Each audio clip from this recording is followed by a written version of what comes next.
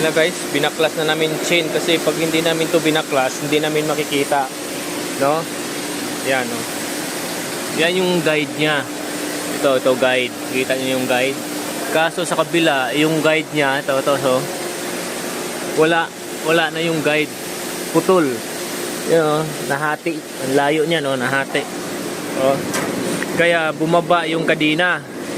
Kaya nung unang video natin na sumabog yung breaker, dahil dito sa kadena na sumasagi sa mga heater. Kasi pag nagkasagi yan, siyempre nababalatan, nagkakaroon ng grounded, tataas yung amperahe. Yun ang dahilan niya doon na sumabog.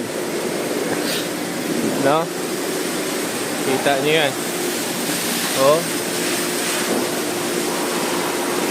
Tapos kita mo niya yung